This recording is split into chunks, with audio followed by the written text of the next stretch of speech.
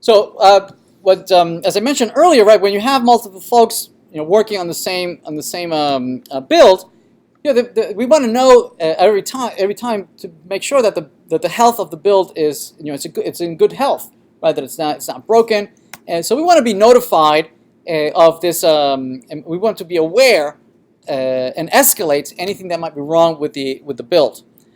So there's several ways that we can monitor the build. One of the more common ways is to integrate Jenkins with Slack, so that if something went wrong with the build, somebody's going to get a Slack message saying that help, the build is broken.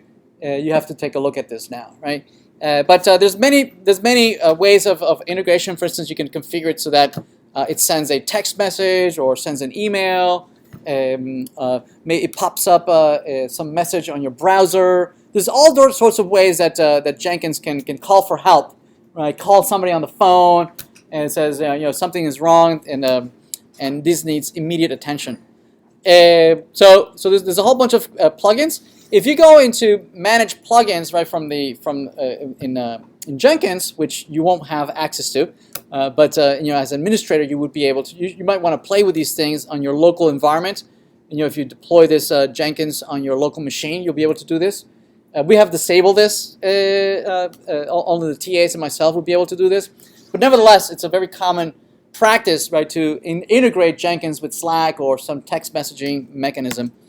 There's other ways of integration. For instance, there's ways for Jenkins to be integrated with a mail server, so that if somebody sends an email to a mail server with certain subject or some content or some username, right, it will kick off the build automatically, right? So there's all these nice ways of integrating Jenkins, right, with the entire enterprise, right, which is really, really cool. Or sending an SMS notification, right, to a phone number that you can leave it there and with a particular status of what went wrong.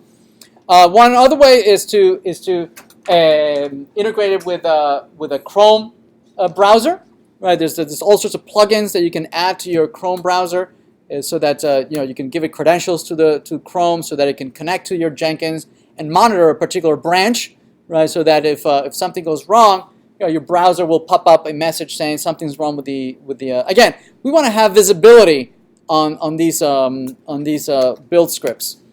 Another way is a kind of cool way of monitoring this is to have a badge, right? That to have oftentimes if you go through GitHub, you'll see that there's a badge on it that whatever is deployed, the latest master of that particular repository has successfully built and deployed to the remote environment. To do this, you need a plugin. If you go to Manage Jenkins, plugins available, you can look for Embed. And there's a plugin called Embeddable Build Status. You can download, and this will need a restart for Jenkins, which you can't do. We've installed already this plugin, and part of the assignment is going to ask you to embed this badge in your README file in your Java environment, right? It'll be just a little small line of code that it's a Markdown that you can paste in your README file, and it looks something like this. It'll be green if it has built, right? But if it's or red and failing if it has failed. So you can very quickly, right, go to a repository, immediately see, right, if the code that has been deployed to master, right, has successfully built or not. Okay. All right. And